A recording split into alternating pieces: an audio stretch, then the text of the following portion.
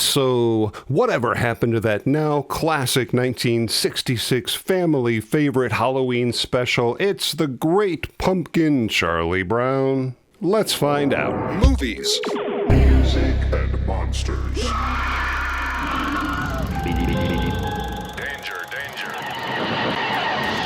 Hey my friends, Dan Monroe here from Movies, Music, and Monsters, and you know, originally I wasn't going to do a video this week at all because, technically, I'm not here.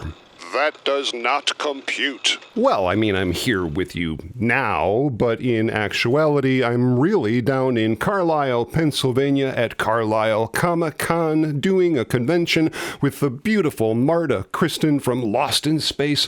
Such a super fun time, and I'll be sure to do a video all about this particular excursion in the near future. But in the meantime, let's do something that has to do with the Halloween season. That is definitely a whole heck of a lot of fun. The Great Pumpkin. I clearly remember being a kid way back in the 1970s watching these amazing Peanuts holiday specials. I mean, you remember flipping through the TV guide, searching for whatever movies and TV shows you planned on watching that particular week. And no, young people, there weren't no internet and there weren't no YouTube back then. We actually had to wait to see our favorite programs, which to me made it seem all that more special. You got to see it once a year. And if you missed it, you missed it. That was it. You gotta wait till next year.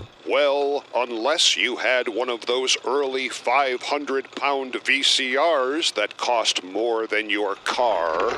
My aunt had one. The very first Charlie Brown special, A Charlie Brown Christmas, originally aired in 1965 and was not only an enormous hit with both the sponsors and families, but more than that, with the ratings attracting a 45% viewing in its time slot.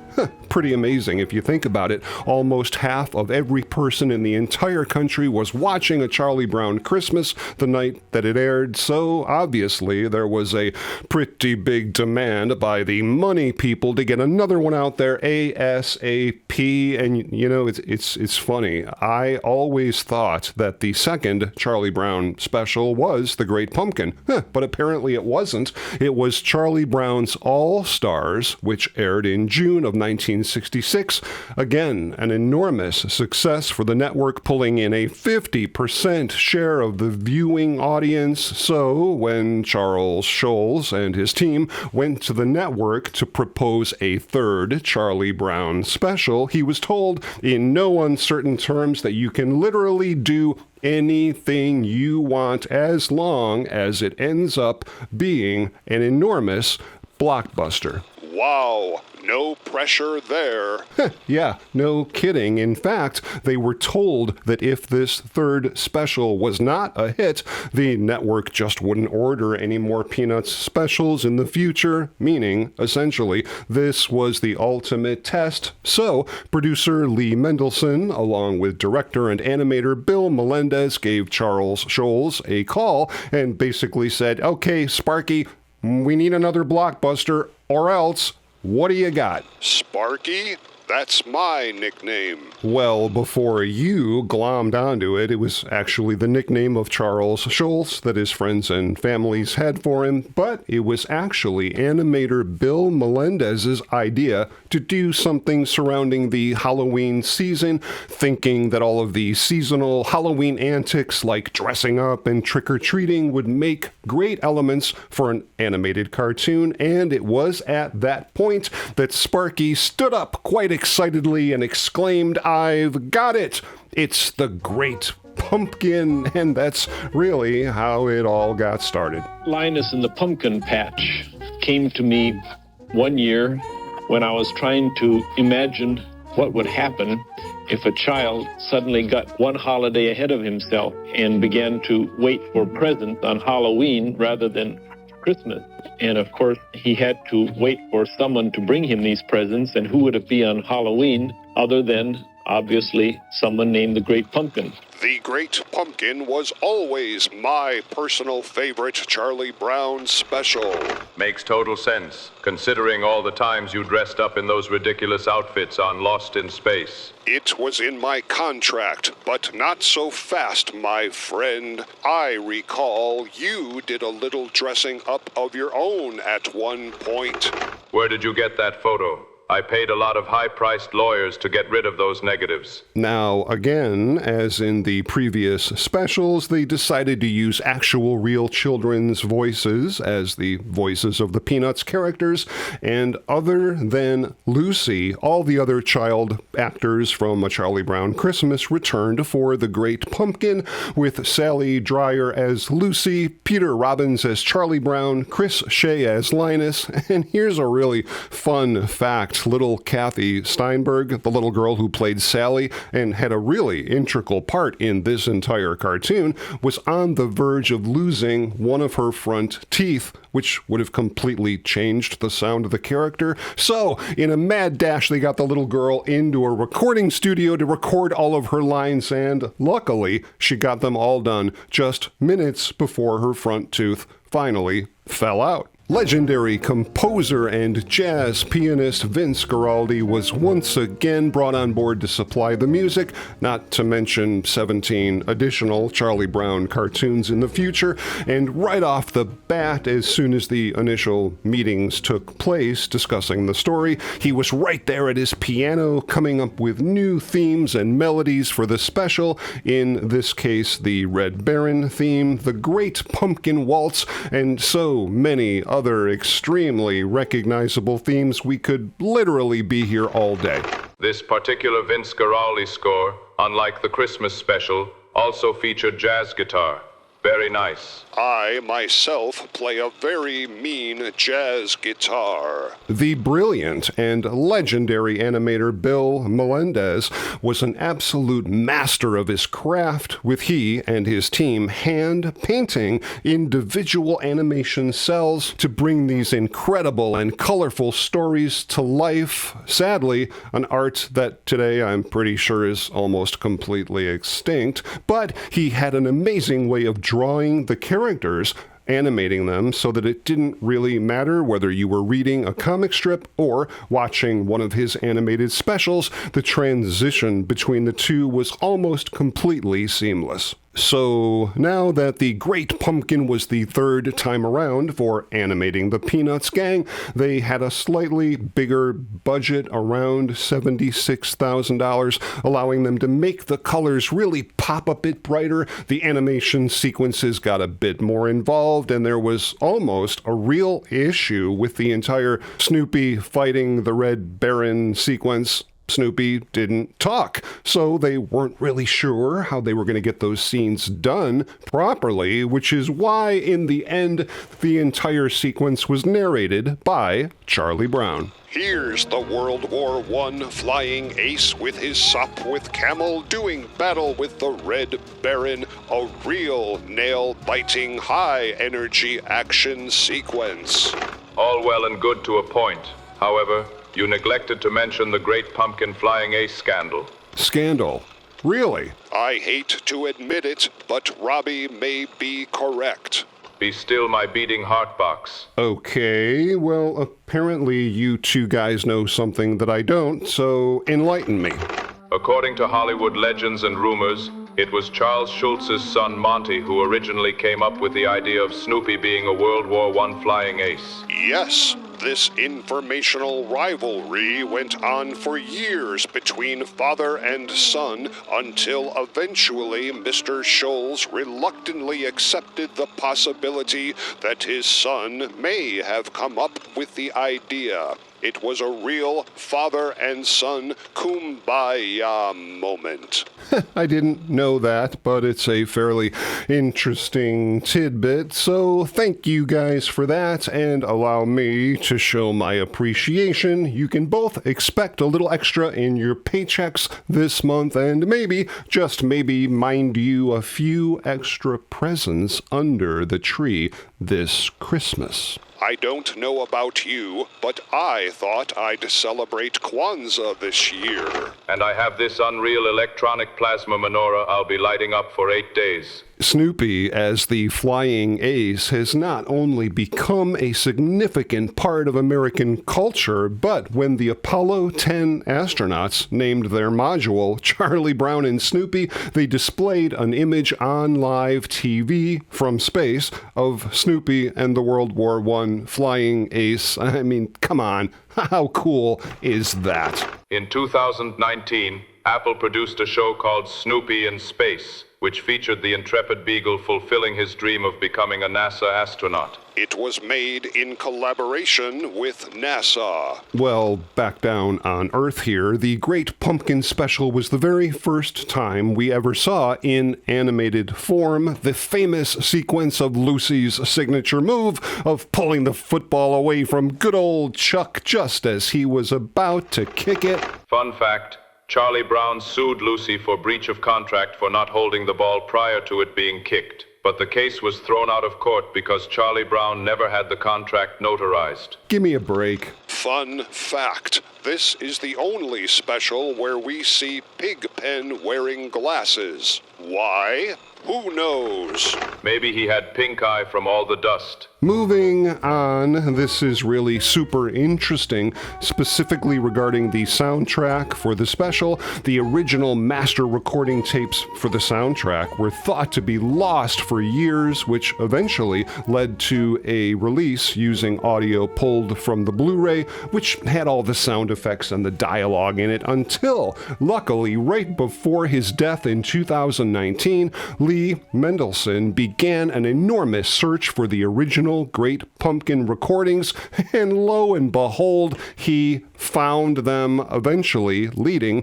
to an improved version of the soundtrack released in 2022 using the original studio recordings. You know, looking back as an adult, I really appreciated the dedication that Linus had to the belief of the Great Pumpkin, which now I've learned was something that Charles Schulz put into the script very specifically for young kids to take in. The fact that it doesn't really matter whether other people think that you're crazy. If you believe in something strong enough, then who is anybody to tell you that you're wrong, even if you are? I guess that means that we can't pick on Dan anymore about his belief in the Christmas fairy. Pardon me, sir, the Christmas fairy? Okay, look, that was a long time ago, and for whatever reason, I always associated Christmas with the Walt Disney cartoon Pinocchio.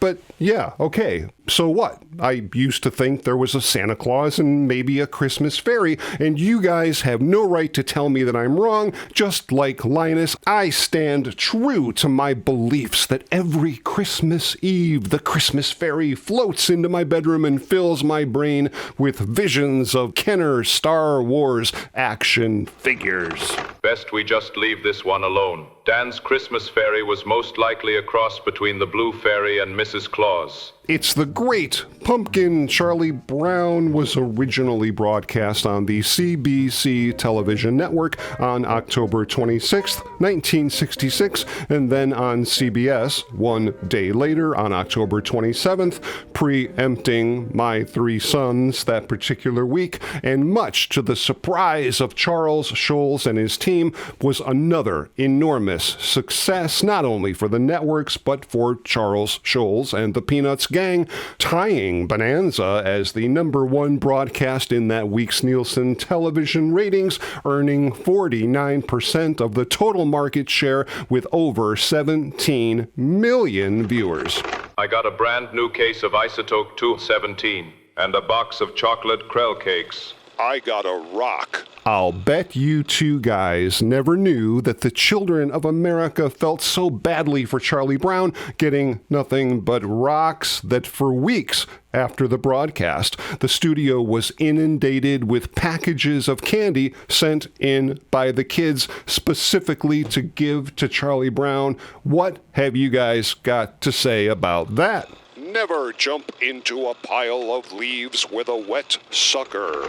You blockhead. The Great Pumpkin was not only an almost instant classic back in the day, but has since defined a new genre, as it was literally the first major Halloween special to ever broadcast on television, with the enduring popularity helping to define Halloween for the baby boomer generation, and seriously contributed to the spread of Halloween as a widely celebrated holiday, lovingly taking its place with other amazing Charlie Brown movies and television specials, including It's the Easter Beagle, Charlie Brown, Snoopy Come Home, It's Arbor Day, Charlie Brown, A Boy Named Charlie Brown, A Charlie Brown Thanksgiving, Race for Your Life, Charlie Brown, It's a Mystery, Charlie Brown, and so many more. We could be here all day, but that, my friends,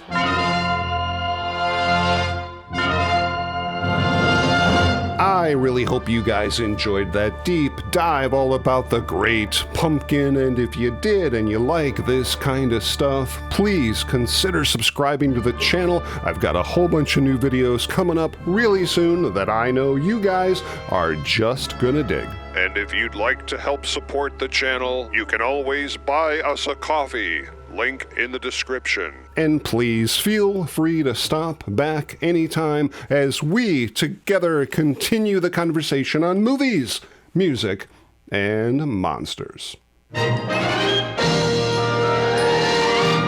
Hey my friends, Dan Monroe here from Movies, Music, and Monsters, and stand by for a very special announcement. As you may recall, last April, Flights of Fantasy presented a special screening of the amazing classic sci-fi film Forbidden Planet, and yes, I know that screening was billed as a once-in-a-lifetime event, but as we all know, anything is possible in science fiction, so through the screen's new miracle process of lapse-orama, the powers that be have obtained yet another once-in-a-lifetime screening of this groundbreaking film in CinemaScope and striking Eastman color. You only live twice, Mr. Bond. The Frida Cinema, the premier art house venue of Southern California, will be your host for this amazing restored print presented in DCP projection.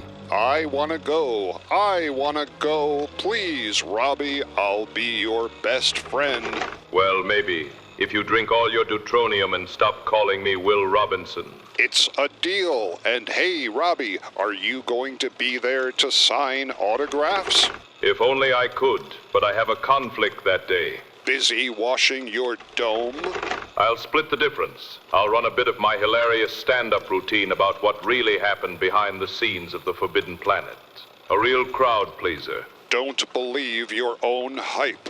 Now, to make this twice-in-a-lifetime event even that much more spectacular, the festivities will start off with 2 restored George Pal puppetoons, courtesy of producer-director Arnold Leibovitz, who will also be there in person as the evening's master of ceremonies. How cool is that? Truly frigid. The last show sold out in just a couple of days, so don't let any grass grow under your C-57D and get your seats while you can. This is sure to be another very quick sellout. Remember, this November 15th, 7 p.m. at the Frida Theater in Santa Ana, California. Just a few clicks from Disneyland.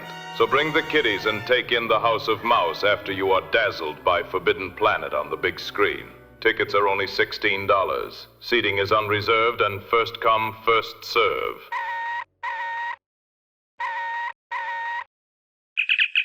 Monroe.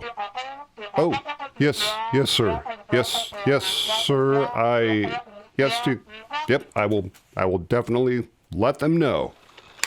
I wonder who that was. Wouldn't you like to know? Well, this just in. Robbie, B9, and yours truly will appear on screen at the Frida via satellite to entertain the troops. That right there is worth the price of admission alone, so get your tickets today. Links in the description, and we'll see you there. Who was that anyway? Dan answers to no man. You don't think that was Dan's mentor, Fred Barton, do you? All will be revealed at the Frida.